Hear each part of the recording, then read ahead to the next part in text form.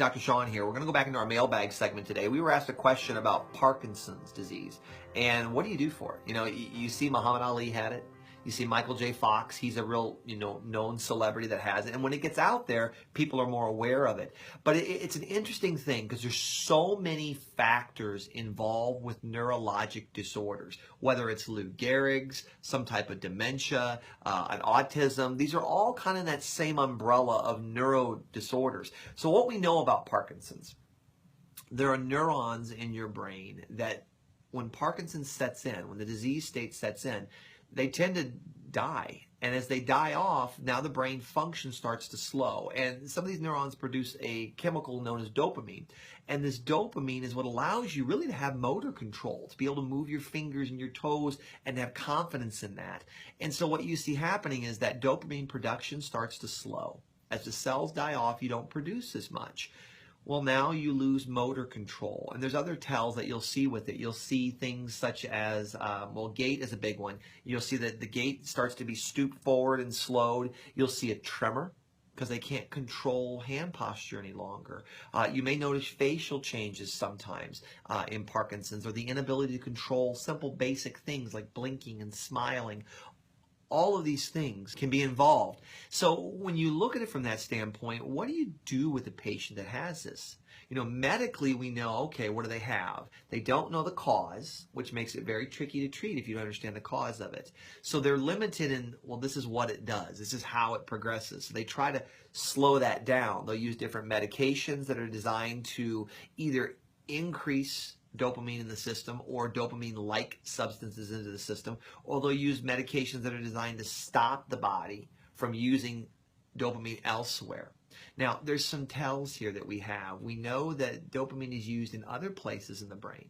The olfactory bulb, so your sense of smell uses it quite a bit for that purpose. And we noticed in Parkinson's patients that they tend to lose their sense of smell before we see motor issues show up. You'll also see it sometimes in the brainstem and things, and you'll see it in areas of the brain where that controls sleep and rest.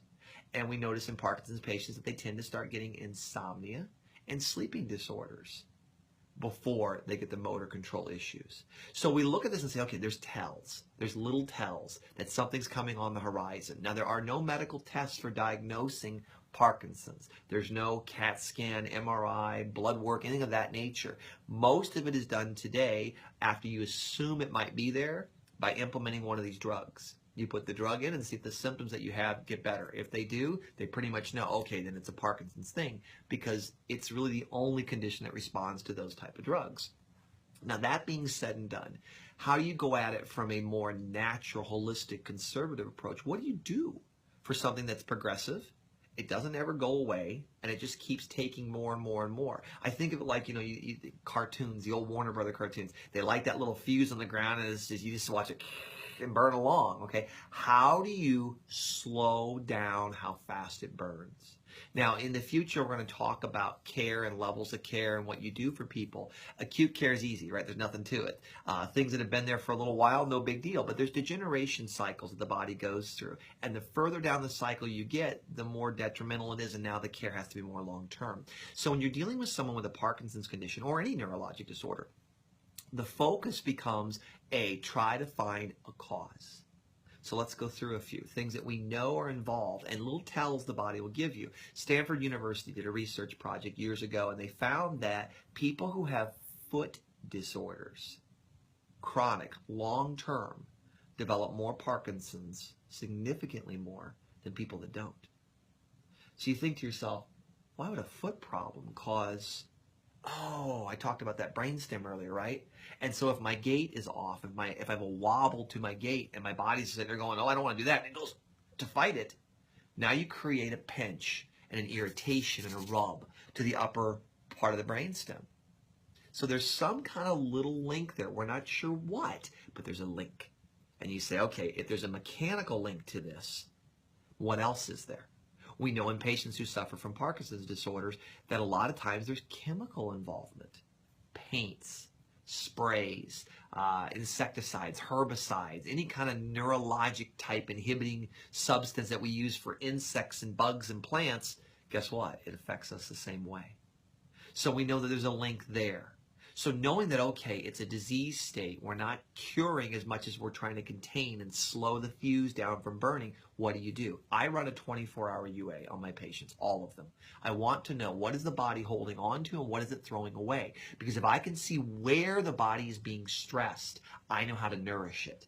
And if I can give it what it needs, it can put the brakes on this thing and slow it down.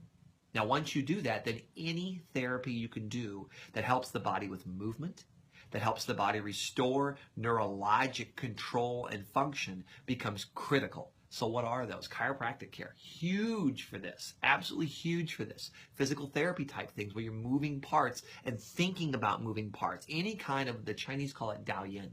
It's breathing with movement. Well, what is physical therapy?